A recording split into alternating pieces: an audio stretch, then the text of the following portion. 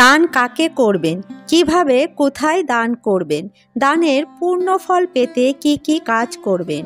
নমস্কার বন্ধুরা, রিঙ্কু রায় ব্লগ চ্যানেলে আপনাদের সবাইকে অনেক অনেক স্বাগত। আশা করছি বন্ধুরা আপনারা সকলেই ভগবান নারায়ণ ও মা লক্ষ্মীর কৃপায় অনেক ভালো আছেন এবং সুস্থ আছেন। বন্ধুরা, আজকে আমরা আলোচনা করব দান কিভাবে করবেন এবং দানের পূর্ণ ফল পেতে কি কি কাজ করবেন। আমরা জানি দান করা অত্যন্ত পুণ্যের কাজ।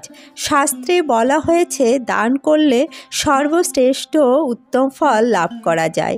শাস্ত্রে দানের অনেক অনেক মাহাত্ম্য রয়েছে, কিন্তু জানেন কি এই দান কাকে করতে হয়, কিভাবে করতে হয় এবং এর ফলে আমরা কিভাবে পূর্ণ ফল লাভ করতে পারবো, এই সমস্তটাই জানবো আজকের ভিডিওর মাধ্যমে।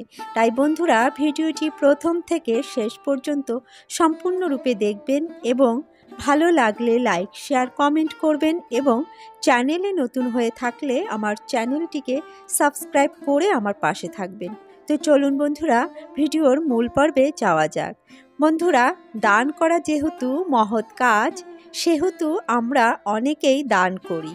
রাস্তাঘাটে অসহায় দরিদ্র ভিক্ষুক দেখলে আমরা অনেকেই দান করি বা সাহায্য করি। আবার অনেকেই তাদের সাহায্য না করেই চলে যায়। অনেকে আবার তাদের সাথে দুর্ব্যবহার করে থাকি। আবার অনেক সময় আমরা বুঝতে পারি এই ব্যক্তি মিথ্যা ভিক্ষুক সেজে ভিক্ষা চাইছে, সেই কারণেই আমরা অনেক সময় ভিক্ষা দিই না বা সাহায্য করি না। কিন্তু জানেন কি, এই সমাজে এমন কিছু মানুষ আছে যাদেরকে না চাইতেই সাহায্য করতে হয়।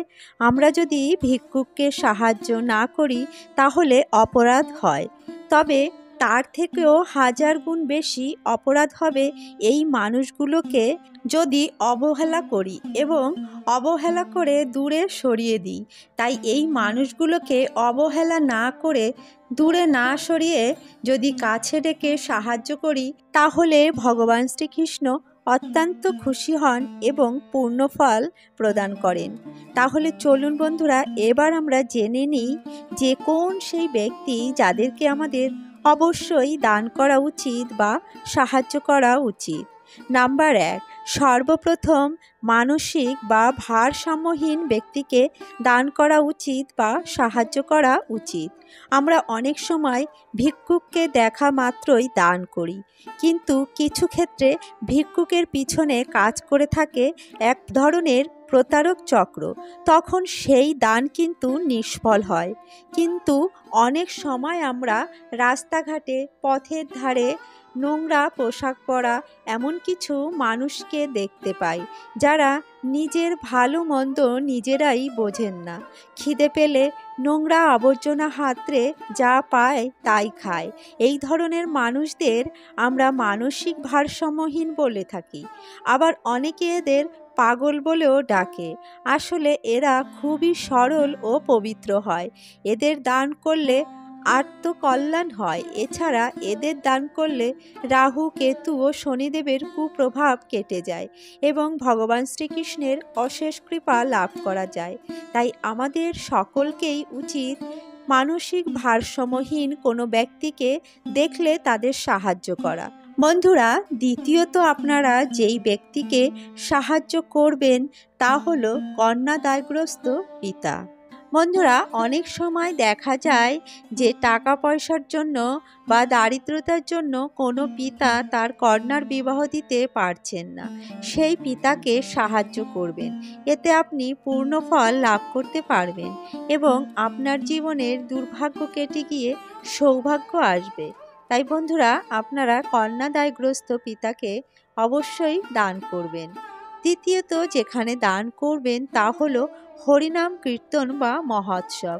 যেখানে হরিনাম কীর্তন বা মহোৎসব হয় সেখানে দান করবেন, কারণ এখানে যে প্রসাদ তৈরি হয় সেই প্রসাদ হাজার হাজার লোকে গ্রহণ করে, ফলে আপনার দেওয়া দান হাজার হাজার লোকের কাছে পৌঁছায় এবং বাড়িতে যদি আপনি কাউকে ভোজন করাতে নাও পারেন, ভগবানের নাম কীর্তন বা অনুষ্ঠানের মাধ্যমে আপনি হাজার হাজার লোককে অন্নদান করতে পারছেন। এর ফলে আপনি অধিক পুণ্যফল লাভ করতে পারবেন এবং আপনার জীবনে ও সংসারে অধিক কল্যাণ সাধন হবে। এছাড়া ভগবানের অশেষ কৃপা ও আশীর্বাদ লাভ করতে পারবেন আপনি। তাই যেখানে হরিনাম কীর্তন ও মহোৎসবের জন্য প্রসাদের আয়োজন হবে, সেখানে পারলে অবশ্যই দান করবেন। বন্ধুরা, চতুর্থ যে ব্যক্তিকে দান করবেন তা হলো অসহায় ব্যক্তি ও হতদরিদ্র ব্যক্তি।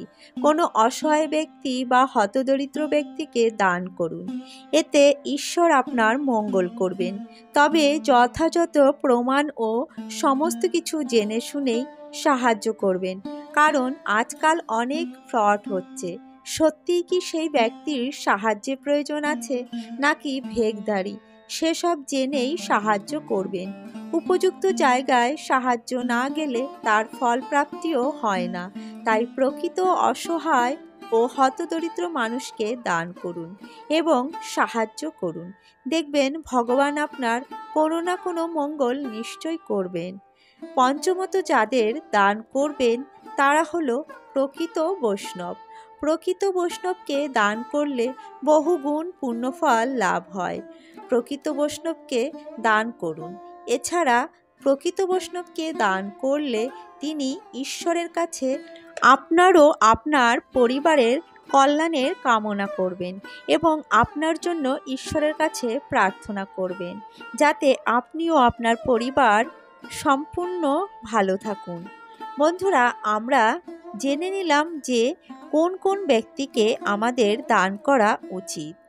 দান করা একটি অত্যন্ত গুরুত্বপূর্ণ মহৎ কাজ, তাই আমাদের ভেবেচিন্তে দান করতে হয়, কারণ প্রকৃত দান যার প্রয়োজন তাকেই দান করা উচিত। এতে সকলেরই সার্বিক মঙ্গল হয় এবং ভগবানের কৃপা ও আশীর্বাদ লাভ করা যায়।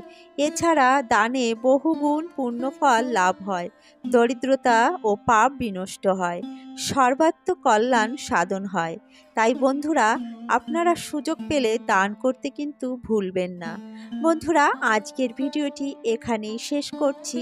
ভিডিওটি কেমন লাগলো অবশ্যই একটি লাইক ও কমেন্ট করে জানাবেন এবং ভিডিওটি যদি ভালো লাগে তাহলে অন্যদের সাথে শেয়ার করবেন এবং চ্যানেলে নতুন হয়ে থাকলে আমার চ্যানেলটিকে সাবস্ক্রাইব করে আমার পাশে থাকবেন এবং পাশে থাকা বেল আইকনটি প্রেস করে রাখবেন।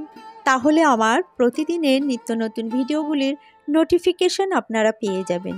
বন্ধুরা, ভিডিওটি সম্পূর্ণ দেখার জন্য আপনাদের অসংখ্য ধন্যবাদ। আসছি পরবর্তী একটি নতুন ভিডিও নিয়ে। ততক্ষণে আপনারা ভালো থাকবেন, সুস্থ থাকবেন। জয় শ্রীকৃষ্ণ, রাধে রাধে।